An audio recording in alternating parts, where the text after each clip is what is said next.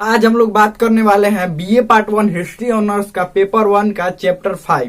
Chapter 4 तक पहले video बन चुका है, लिंक डिस्क्रिप्शन में होगा, आप जाकर देख सकते हैं। और हम लोग पूरा विस्तार से पढ़ लिए। देखिए, हिस्ट्री ऑनर्स का मतलब ये होता है कि हिस्ट्री को पूरा विस्तार से पढ़ा जाए, जितना आपका सिलेबस में दिया हुआ है। तो हम लोग पूरा हिस्ट्री को चैप्टर 4 तक विस्तार से पढ़ लिए हैं। ये है चैप्टर 5 हमारा है वैदिक सभ्यता। चैप्टर 4 तक पढ़ लिया, लिंक डिस्क्रिप्शन में होगा, जाकर देख सकते हैं। तो हमारा चैप्टर 5 है वैदिक सभ्यता। देखिए, वैदिक सभ्यता क्या था?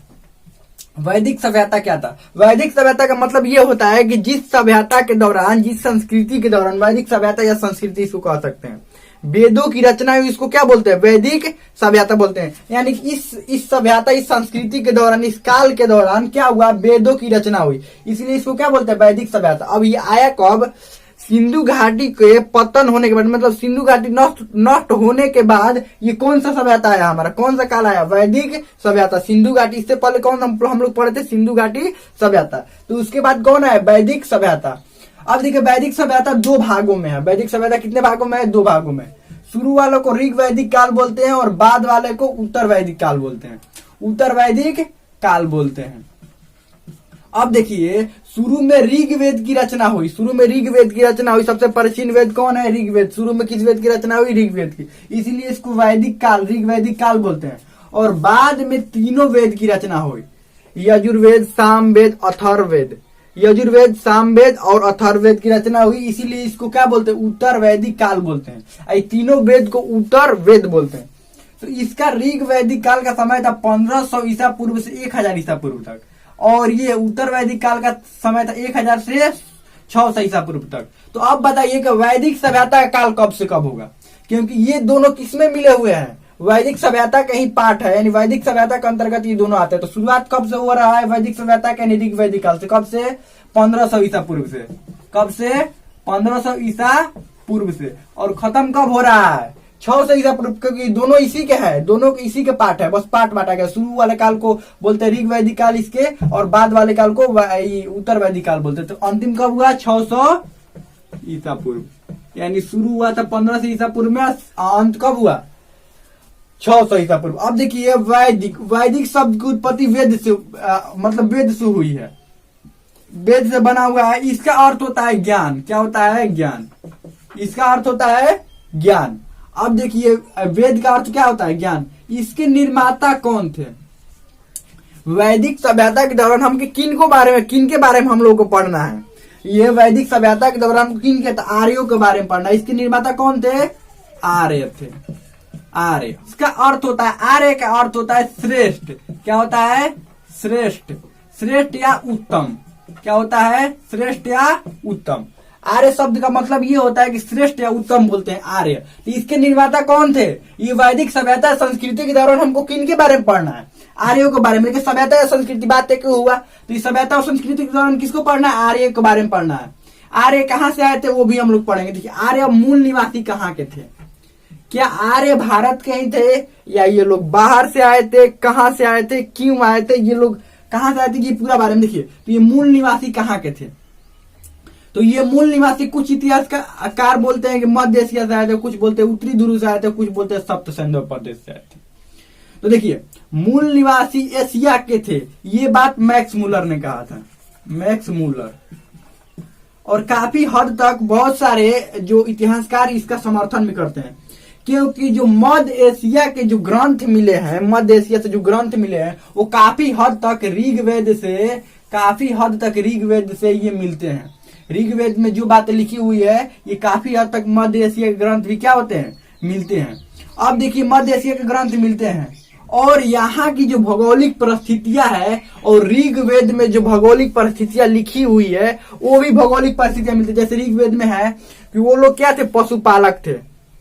और वो लोग पशुपालक थे, नदियों के किनारे रहते थे और पशुपालक थे। और जिन वृक्षों के बारे में बात किया गया वो कहाँ पर है? मध्य एशिया में। तो काफी हद तक इस मत का समर्थन किया जाता है कि आर्य कहाँ से आए थे? मध्य एशिया से। आर्य कहाँ से आए थे? मध्य एशिया से।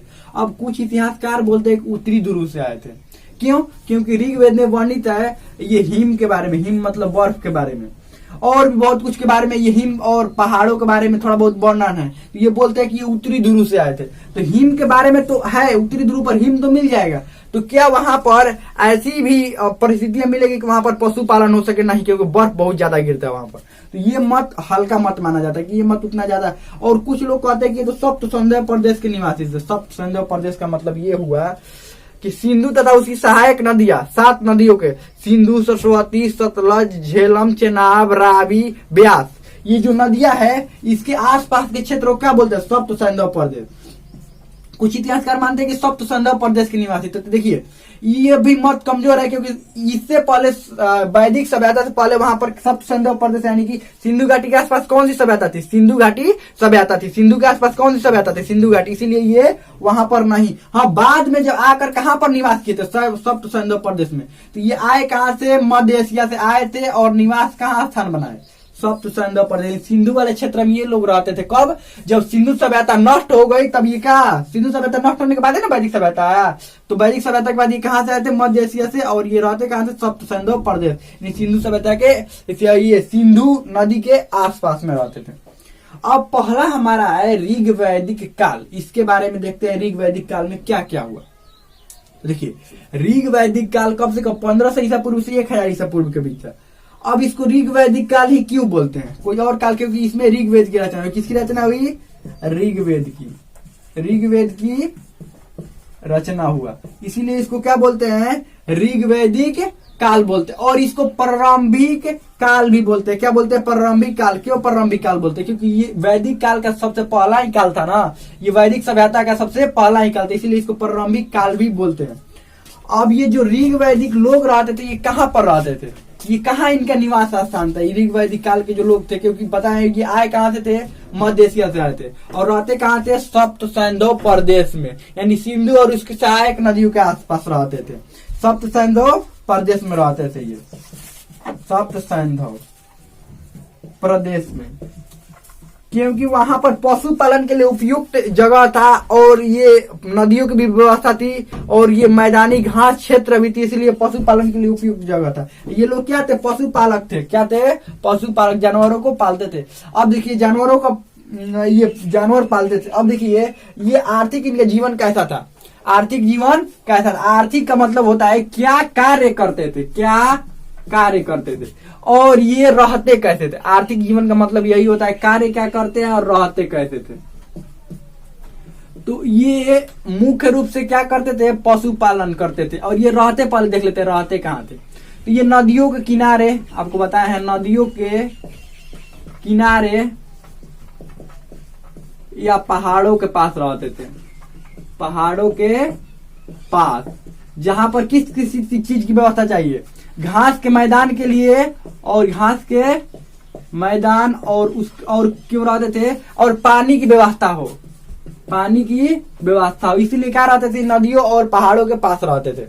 अब ये जंगलों में भी रहते थे। जंगलों में भी क्या करते थे? ये रहते थे जंगल और पहाड़ों यानी पर्वतों के पास रहते थे, पहाड़ों के पास रहते थे। अब देखिए रहना तो देख लिए कहाँ पर रहते थे और ये रहते कैसे थे? ये अपना झोपड़ी भी बनाते थे बांस बल्लियों के सहारे, बांस बल्लियों के सहारे ये झोपड़ी बनाते थे। क्या बनाते थे?